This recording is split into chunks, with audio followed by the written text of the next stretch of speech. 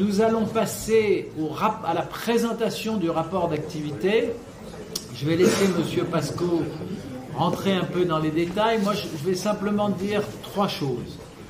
D'abord, les effectifs d'ingénierie au mois de juin s'élevaient à 31 agents.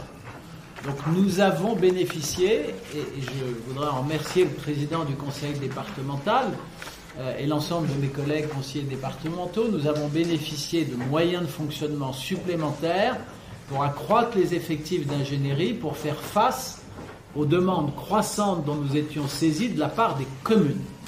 Ce mouvement est maintenant terminé, c'est-à-dire que nous allons devoir apprendre à faire mieux, non pas avec moins, mais avec autant. Ça, c'est la première indication que je voulais donner en ce qui concerne le rapport d'activité. La deuxième indication, c'est que nous avons donc créé ce 5e pôle consacré aux problèmes d'énergie, d'environnement, etc. Ça n'enlève rien au mérite et à l'activité très soutenue des 4 autres pôles. Vous continuez à nous adresser des demandes très fortes en ce qui concerne le bâtiment, la voirie, le patrimoine ou le conseil juridique, et ces 4 pôles tournent, si j'ose dire, à plein rendement et à pleine allure. Le 3e point que je voudrais souligner, c'est que Ingénierie a commencé à travailler, c'était la volonté du président Pierre Bédier, a commencé à travailler davantage en coopération avec d'autres opérateurs du département. C'est le cas par exemple de Laurent Richard et de l'organisme qu'il préside, comme par hasard son nom va le sait, qui nous aide sur toute l'expérimentation du véhicule électrique, de la borne électrique, etc. C'est le cas de Seine-et-Yvelines Environnement. Nous sommes amenés à travailler avec l'État, avec le département, avec la région.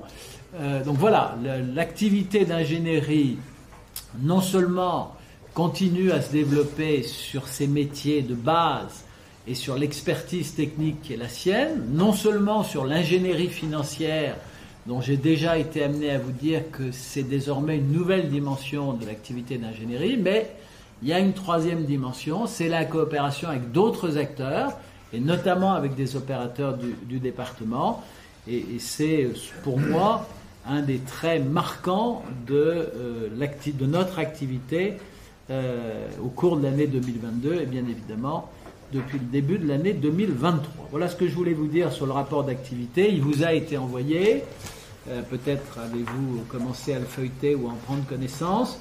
Monsieur le directeur, est-ce que vous souhaitez développer certains points? Bon, en fait, sur le rapport d'activité, non, puisque c'est votre lecture qui fera la valeur ajoutée en fait de ce rapport d'activité.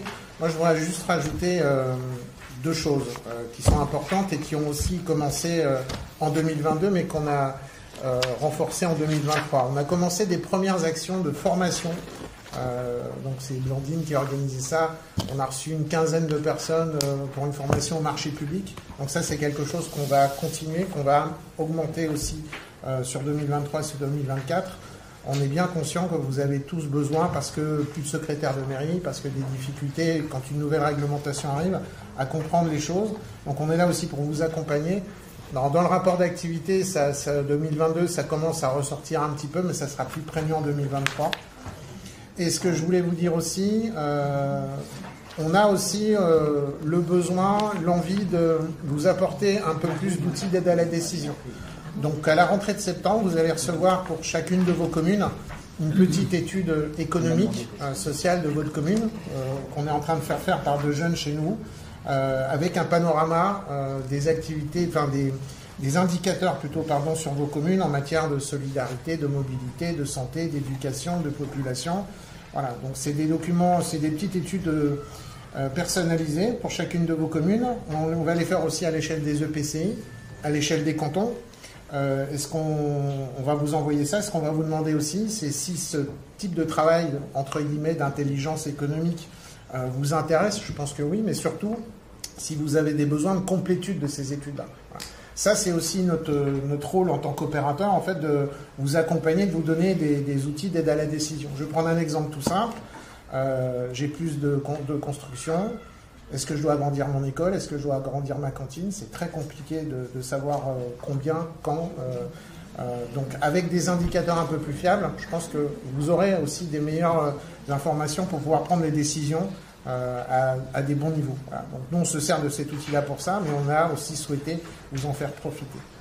Voilà pour et sur le rapport d'activité 2022, ben les perspectives qu'on avait imaginées pour 2023, juin 2023, on est à 100% des perspectives qu'on avait imaginées fin 2022. Merci beaucoup. J'en profite, m'appuyant sur l'absence quasi unanime d'observations critiques, à l'exception du maire de Civry-la-Forêt. J'en profite pour rendre hommage à l'ensemble des personnels d'ingénierie, à leur action, à la direction de Jean-Emmanuel, et pour remercier Manuela, parce qu'à la fin de la dernière Assemblée Générale, j'avais indiqué que nous mettions en place un dispositif de suivi précis de vos demandes. J'avais notamment demandé que dans les 3 mois précédant le passage d'un dossier en conseil départemental, on puisse s'assurer auprès de chacun d'entre vous que ça se passait bien, qu'il n'y allait pas avoir un obstacle de dernière minute qui fasse capoter le dossier. J'avais demandé aussi que pour des communes concernées par des travaux initiés par ingénierie, on puisse s'assurer que là aussi il n'y avait pas de mauvaises surprises. Manuela me fait régulièrement des comptes rendus, mais ces comptes rendus ils sont surtout exploités par Jean-Emmanuel et par l'ensemble des collaborateurs d'ingénierie, et on s'efforce encore une fois d'améliorer en permanence le service. Voilà ce que je voulais vous dire. Alors, non, on ne vote pas sur le rapport d'activité, monsieur le directeur. On prend acte de la présentation du rapport d'activité. Donc, je vais vous demander de prendre acte de ce que le rapport d'activité a été présenté à l'Assemblée générale. Est-ce que je peux considérer que cette formalité a été accomplie? Dont acte. Je vous en remercie. Voilà, écoutez, merci beaucoup. Alors, il y a peut-être des questions diverses. Il y a peut-être des questions diverses.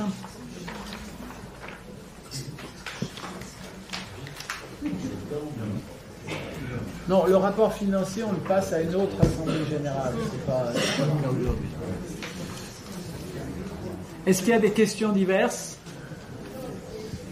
Écoutez, ça n'est pas le cas. Nous allons donc passer, nous sommes dans les temps, nous allons passer à la célébration du 9e anniversaire d'ingénierie.